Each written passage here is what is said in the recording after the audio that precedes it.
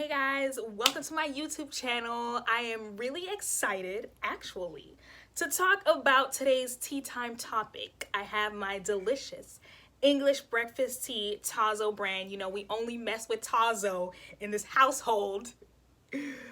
Actually, not really. I like all brands of tea. Tazo is just the most affordable and delicious. But anyway, moving right along, that's not the point. The point is, we are talking about beauty standards in society today.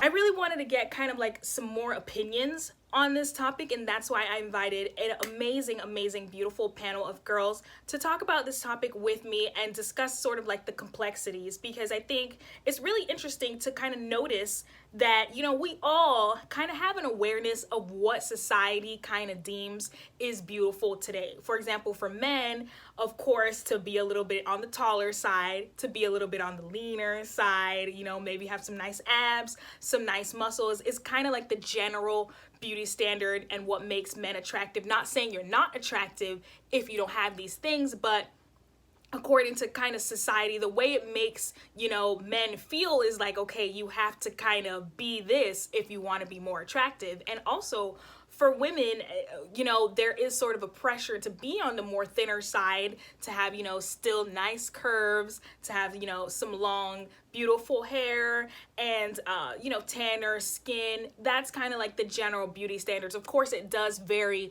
according to whatever culture you're in and where you live in the United States or in whatever country you live, the beauty standards are different. But for right now in America and society, that's kind of like the general trend. And sometimes it has the potential to affect people negatively, you know, if they feel like they don't necessarily measure up to those standards that are set by society. So in today's conversation, well, it wasn't today, in the conversation we had a few weeks back, the girls really shared a lot of super interesting opinions, and so I'm really excited for you guys to kind of get a glimpse of, you know, the thoughts and the opinions and the experiences of real girls today when it comes to beauty standards. So first, all the girls introduce themselves. My name is Akshaya James. I'm 21 years old, and my ethnicity is Indian, and I was born there, and then I moved here when I was like 3, so I'm basically American. But I'm really proud of my culture and I really own my culture. I'm Ashley Smith. I'm 21 years old. I am Dominican and Black. I grew up in the States. My name is Aaliyah West. I'm 21. I am Black and Black. I'm Charity Bell, like Love and Donations. I am 20 years old. My race is Black, as you can see. My ethnicity is Jamaican and Cuban, and I'm American. I was born in the United States. So after they all introduced themselves, I was like, all right, y'all, let's talk about, you know, sort of the preferences and sort of the standards that we personally would want men to meet in order for us to be attracted to them and in order for us to want to, you know, get to know them a little bit more. Don't discriminate. You could be Asian, you could be Indian, you could be Black. I personally just want to date outside of my culture, not necessarily outside my race. It's not like, oh, I don't like Black men. You could be literally Dominican Black as night. I am attracted to culture. This world is too big for me to stay inside my own little box. I want to date anything. I don't discriminate.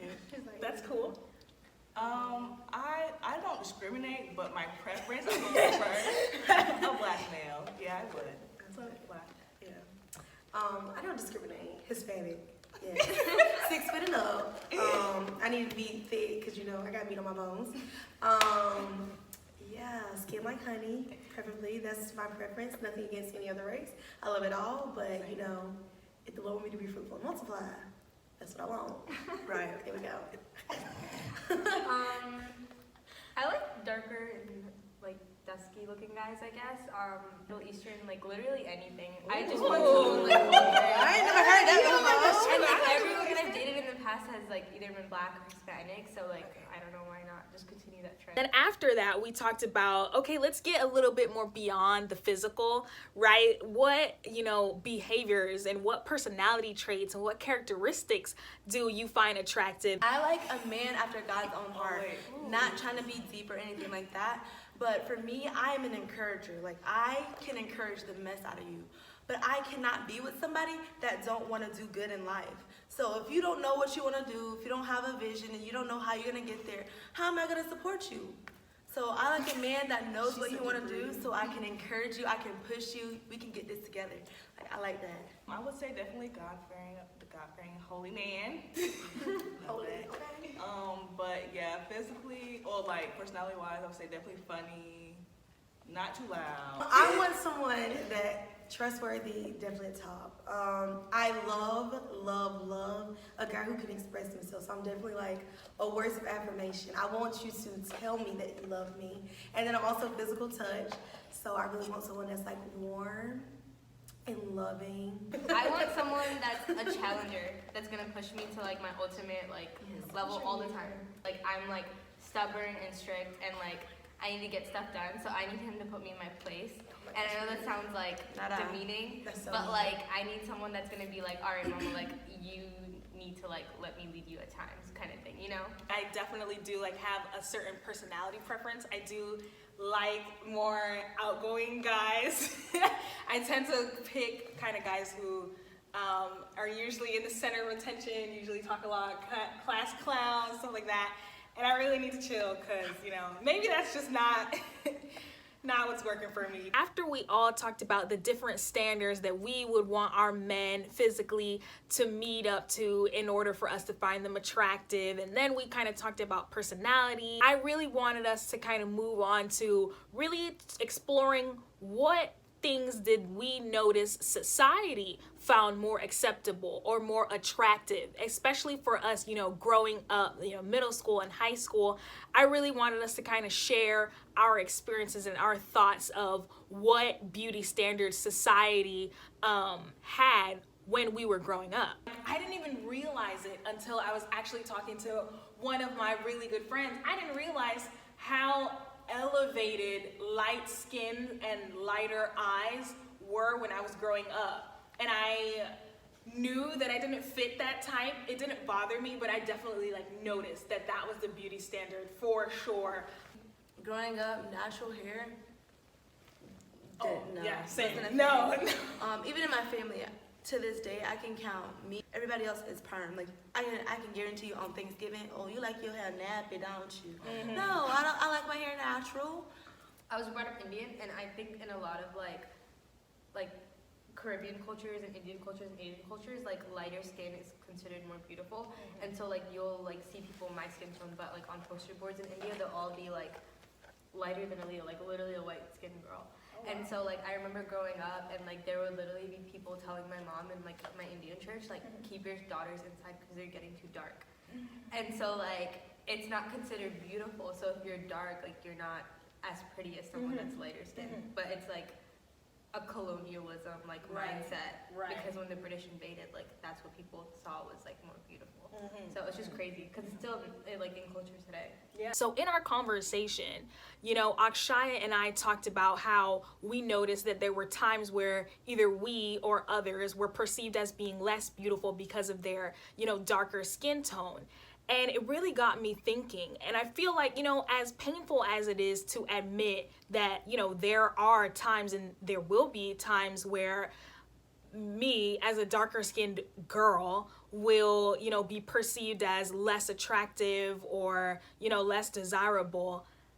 Like, it's something that I really like have to admit and something that I definitely have noticed and struggled with a lot. And it's crazy because when I think about it, it's like, yo, like that's the one thing that like as much as I would want to change, I can't change. You know what I mean? Because I feel like in today's day and age, you know, especially you guys who know me, I change up my hair all the time. If I'm feeling, you know, like that's not what I want to do, I change it. You know, as far as like with makeup, I love to, you know, change it up, you know, with the way I dress. That's something that I can change any kind of day where, you know, if I'm feeling like less attractive, I can dress it up. Or, you know, even if I really wanted to, I could go and, you know, change my body too. If I felt like I wasn't attractive enough, hey, implants, right? I could get, you know, lip fillers.